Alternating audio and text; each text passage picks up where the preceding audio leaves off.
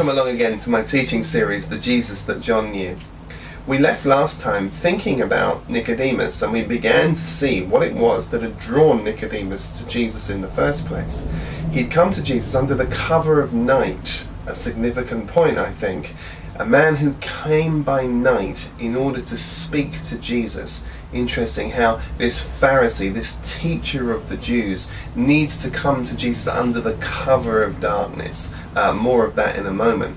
But what had drawn him, what had compelled him towards Jesus, apart from the fact that the wine of his own religion had failed, was the fact that he'd seen these signs. And these signs that Jesus had been doing had not been ordinary, if you like, commoner cardinal miracles. On the contrary, these had been messianic signs, signs of the kingdom signs. I spoke to you before about the idea of Jesus being able to exorcise the mute demon, but in addition to that, we also see that Jesus is the one who is able to cure the lepers. And now, of course, the curing of a leper was considered to be an irrefutable sign of Messiah.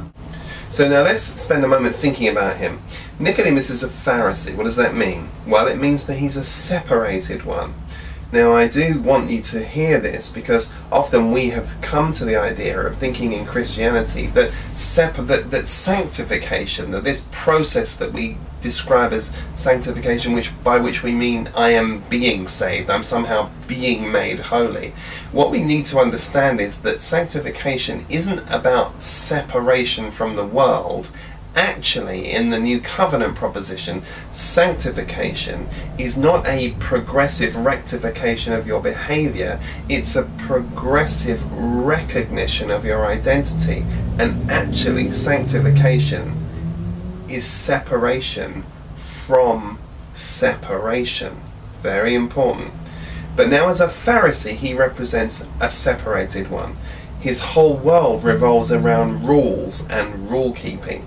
I said in a rather tongue-in-cheek article that I wrote recently about him being the Gillette Christian. It was ironic that the poster boy for the Gillette advertising campaign was Tiger Woods, and Tiger Woods infamously said that the rules didn't apply to him. Well, Nicodemus was one who would say, on the contrary, the rules do apply to me, and I can apply the rules to my life. But what Nicodemus had found out was, just in the same way that Tiger Woods had found out in his parallel universe, that actually the logic to which they applied their life simply didn't work. Now, not only was Nicodemus a Pharisee, he was from the Sanhedrin, which meant that he was a ruler of the Jews. There was a sect of but 70 people, and this supreme court of the Jews, which was comprised of the Sanhedrin, were the Pharisees of Pharisees. I mean, this is literally as good as it gets. This is the poster boy for religion. And this interview comes hot on the heels, as I've already mentioned, of the cleansing of the temple. So he comes to Jesus under the cover of darkness. Nicodemus is evidently perplexed. He'd given his whole life to religious observation. But now he was confronted with a problem. He may be wrong. Something inside of his own mind had drawn him to Jesus. He may be wrong. But how could Jesus be right? Look at what he did in the temple. Now, it's interesting that if you reach across to the book of Corinthians and 1 Corinthians, you'll see something intriguing. Paul says, you see, you Jews, you demand signs. You always want the outward thing. You Greeks, on the other hand, you demand wisdom. So the Jew looks for the outward sign. The Greeks, which is the rest of us, look for wisdom, for the erudite things. But Paul says, let me tell you something. All we have to do is we only can preach to you Christ and Him crucified. This folly. Now, Nicodemus is not going to have any more signs. Nicodemus is now face to face. The plausibility-loving Pharisee who knows the wine of his own religion is now confronted with Jesus, this messianic character, this mysterious character who's come in and shattered his world and shaken not just the tables and upturned not just the tables of the temple, but upturned the tables of his entire life, of everything he's given himself to. You see, grace and what Jesus will offer is counterintuitive to the religious mind. And Nicodemus, in common with you and I, will have to abandon his world view if he wants to access what Jesus has got to give him. It's a very, very important point.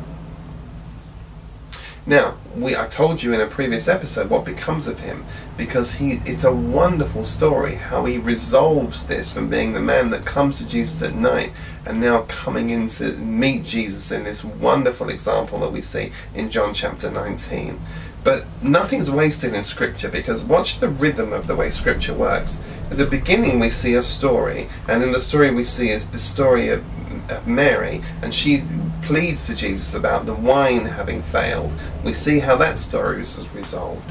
We then come to this story about Nicodemus, and we're now going to see a very interesting contrast that's going to be set up before us. You see, because Nicodemus, as I've said to you, is the best of the best. He's as good as it can be.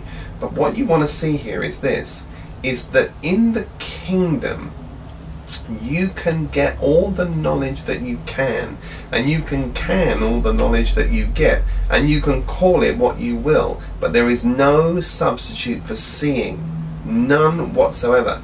Nicodemus is going to discover something that each of us must discover, and that's that the mystery is not fathomed by virtue of cognition, it's perceived by recognition. It's not brain sense, it's spirit sense. It's very, very important, because it's about being able to see with the eyes of our understanding. If you like, it's about being able to see with the heart. And the truth is, the heart sees things that the brain knows nothing of. And interestingly, Jesus is going to be able to take a woman, a simple, outcast, disgraced woman, who sidles up to him at the well in the next chapter, and he's going to be able to take her deeper into the mystery of grace in one sitting than Jesus is able to take the ruler of Israel in an in-depth interview. Imagine that. Here is the most simple woman that you could ever imagine. She's a social outcast. Nobody wants to have anything to do with her. She has to drag herself out to this well a long ways from her home to draw water. And Jesus is going to be able to pick her up and take her straight into the mystery of grace.